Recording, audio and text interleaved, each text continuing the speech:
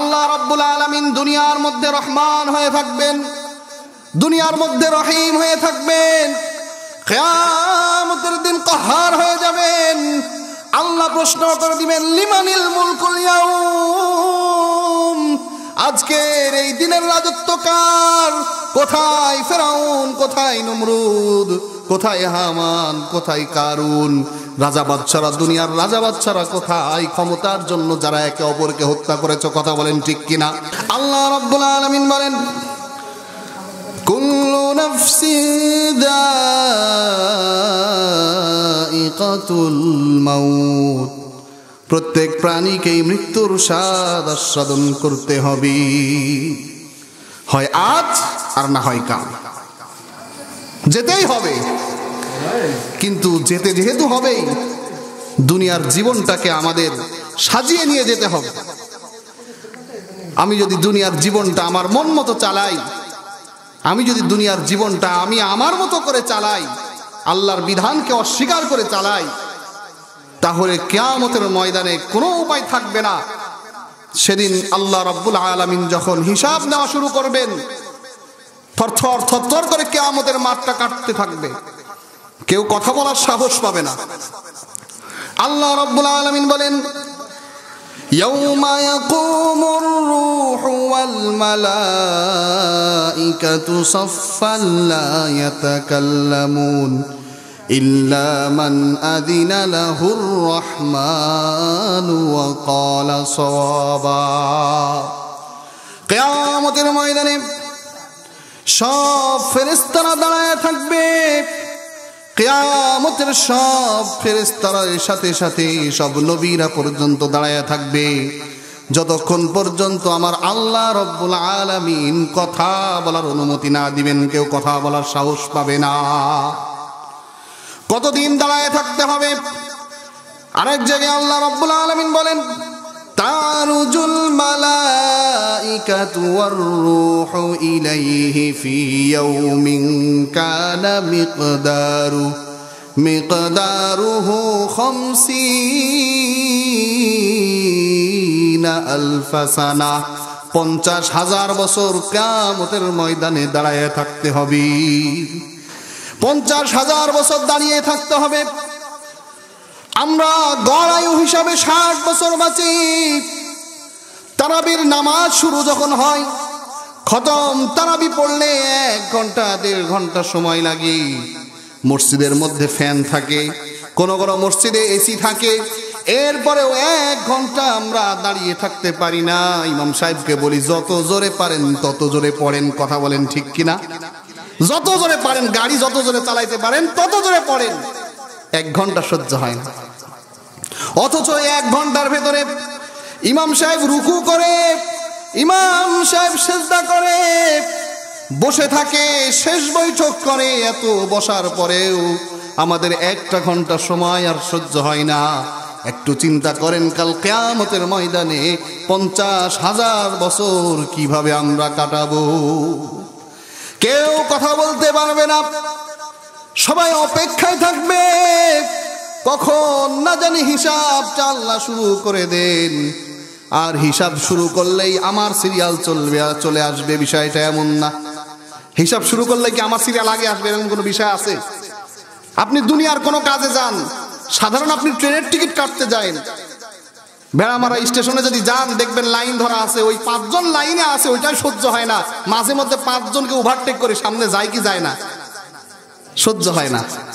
9টার সময় গাড়ি আসার কথা, 9:05 বেজে গেছে। কাউন্টার মাস্টারকে জিজ্ঞেস করি কি ব্যাপার, তোমার 9টার সময় গাড়ি আসার কথা, 5 মিনিট কেন লেট হইল? 5 মিনিট সহ্য হয় না। কাল কিয়ামতের ময়দানে হিসাব নেওয়ার আগে 50,000 বছর অপেক্ষা করতে হবে। কাউকে জিজ্ঞেস করার ক্ষমতা কারো থাকবে না। আল্লাহ রাব্বুল আলামিন দুনিয়ার মধ্যে রহমান হয়ে থাকবেন, দুনিয়ার মধ্যে রহিম হয়ে থাকবেন, কিয়ামতের দিন কাহার হয়ে যাবেন। আল্লাহ প্রশ্ন করে দিবেন লিমানিল মুলকুল ইয়াউম, আজকের এই দিনের রাজত্ব কার? কোথায় ফেরাউন, কোথায় নমরুদ, কোথায় হামান, কোথায় কারুন? রাজা বাদশারা, দুনিয়ার রাজা বাদশারা কোথায়? ক্ষমতার জন্য যারা একে অপরকে হত্যা করেছ, কথা বলেন ঠিক কিনা? একজন আরেকজনের উপরে জুলুম করেছ, হাত কেটে দিয়েছ, পা কেটে দিয়েছ, একজনকে পিটায় পিটায় হত্যা করেছো, কোথায় তোমাদের সেই ক্ষমতা? কিয়ামতের দিন একজন আরেকজনের চুল টেনে নিয়ে আসবে, চুলের সামনে ধরে নিয়ে আসবে, চুলের গোড়া থেকে রক্ত বের হতে থাকবে। আল্লাহর কাছে নিয়ে যখন আসবে, আল্লাহ বলবেন কি ব্যাপার, তাকে এইভাবে কেন নিয়ে আসলা? সেই ব্যক্তি বলবে, আল্লাহ, কাল যে গত দুনিয়ার ভেতরে আমার উপরে জুলুম করেছিল, আল্লাহ গো, দুনিয়ার ভেতরে আমি এর বিচারটা পাই নাই, দুনিয়ায় বিচার পাই নাই। আল্লাহ, তোমার দরবারে বিচার দিয়েছিলাম, দুনিয়ায় আমার ক্ষমতা ছিল না, দুনিয়ায় তাকে জিজ্ঞেস করার সাহস আমার ছিল না রে আল্লাহ। আজ এই হাসরের ময়দানে আল্লাহ গো, সেই কঠিন খুনের হত্যার বিচার আমি আল্লাহ তোমার কাছে দিলাম। আল্লাহ খুনিকে জিজ্ঞেস করবেন, কি ব্যাপার, কেন তুমি হত্যা করেছিলে, কার পাওয়ারে হত্যা করেছিলে? ওই খুনি তখন বলবে, আল্লাহ, আমার কোনো পাওয়ার ছিল না, ক্ষমতা ছিল না, আমার পিছনে অমুক নেতা ছিল, তার ক্ষমতা বলে আমি হত্যা করেছি। কার ক্ষমতা বলে? নেতার ক্ষমতা বলে। আমার পিছনে অমুক শক্তিশালী লোক ছিল, তার ক্ষমতা বলে আমি হত্যা করেছি।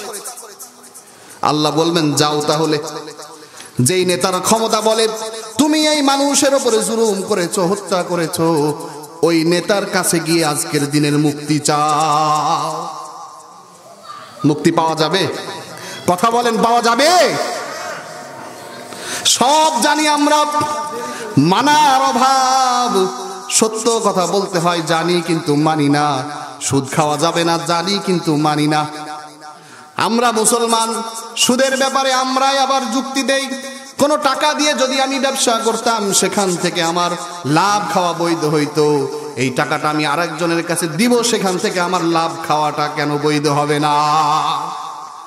আল্লাহ এটার যুক্তি আগেই বন্ধ করে দিয়েছেন। আহাল্লাল্লাহুল বাই'a ওয়া হাররামার রিবা। আল্লাহ রাব্বুল আলামিন ব্যবসাকে হালাল করেছেন আর সুদকে হারাম করেছেন। অতএব ব্যবসার মাধ্যমে টাকা লাগিয়ে যদি আপনি ইনকাম করেন, ওইটা হালাল হবে। কাউকে ধার দিয়ে, কাউকে সুদের ওপরে ঋণ দিয়ে ওইখান থেকে যে লাভটা খাবেন, ওইটা সুদ হবে। কথা বলেন ঠিক কিনা? আল্লাহ রাব্বুল আলামিন ঘোষণা করবেন, আজকের এই দিনের রাজত্ব কার? কঠিন দিনে এই কঠিন মুহূর্তের রাজত্বটা কার? কেউ কোনো কথা বলতে পারবে না, কেউ কোনো সাড়া শব্দ দিতে পারবে না। আল্লাহ নিজেই তখন উত্তর দিয়ে বলবেন, আজকের এই দিনের রাজত্ব আর কারো না, আর কারো না, লিল্লাহিল ওয়াহিদিল কাহ্হার। আজকের এই কঠিন দিনের, কঠিন মুহূর্তের রাজত্ব একমাত্র পরাক্রমশালী আমি আল্লাহ। কেউ কথা বলতে পারবে না, কারো কাছে সুপারিশ করার জন্য বলতে পারবে না।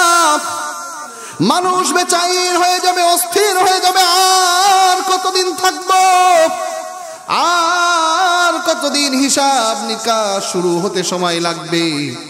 সবাই মিলে খোঁজা শুরু করবে, এমন কে আছে যে আমাদের কাছে একটু সুপারিশ করতে পারবে, আমাদের জন্য আল্লাহর কাছে একটু সুপারিশ